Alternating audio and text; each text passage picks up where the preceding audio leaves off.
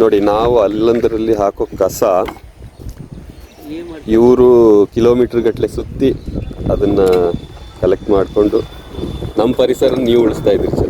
ಚೆನ್ನಾಗಿ ಹಾಕಿದ್ರೆ ಒಂದು ಸ್ವಲ್ಪ ಸಿಗ್ತಾವೆ, ಒಂದು 10-15 ಕಸದ ಬುಟ್ಟಾಗ ಹಾಕಿದ್ರೆ ಅನ್ನೋ ಒಳ್ಳೇದು. ನಮಗೆ ಸ್ವಲ್ಪ ಅಡ್ಡಾಡೋದು ತಪ್ಪು 20-30 ಕಿಲೋಮೀಟರ್ ಅಡ್ಡಾಡ್ತು ಎಲ್ಲ. ಕಲ್ಲಿದ ಗತ್ತ ಟೆಂಪಲ್ ಕಡೆ ಹೋಗ್ತೀವಿ. ಇಲ್ಲಿ ಗುಡಿ ಐತಲ್ಲ, ಎಲ್ಲ ಗುಡಿ, ಆ ಗುಡಿತಾನು ಗುಡ್ದಾಗದ್ದು ಹೋಗ್ತೀರಿ? ಗುಡ್ದಾಗ ಒಳಗೆಲ್ಲ ಹೋಗ್ತೀರಿ? ಒಳಗೆ ಅಲ್ಲೆಲ್ಲ ತಗೊಂಡ್ಬರ್ತೀರಿ? ಇದು ಜನ ಅಡ್ಡಾಡ್ದ ಭಾಳ ಸಿಗ್ತಾವೆ, ಎಲ್ಲ ಸಿಗಲ್ಲ.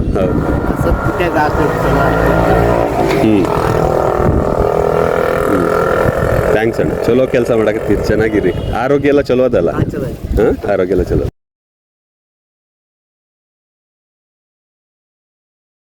ಹಾಂ, ನೋಡಿ,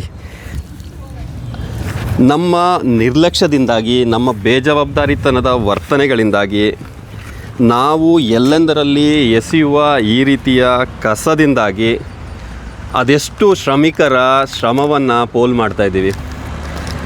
ಇದರ ಸುತ್ತ ಬದುಕನ್ನು ಕಟ್ಕೊಳ್ತಿದ್ದಾರೆ, ಹೊಟ್ಟೆಪಾಡು ಇದರಿಂದ ನಡೀತಾ ಇದೆ ಅಂತ ನಾವು ಅನ್ಕೋತಿರ್ಬೋದು. ಆದರೆ ವ್ಯವಸ್ಥಿತ ಜಾಗದಲ್ಲಿ ಇದನ್ನು ಹಾಕಿದ್ರೆ ಅವರು ಅನಗತ್ಯವಾಗಿ ಎಷ್ಟೋ ಕಿಲೋಮೀಟರ್ಗಳನ್ನು ನಡೆದಾಡೋದನ್ನ ತಪ್ಪಿಸ್ಬೋದು.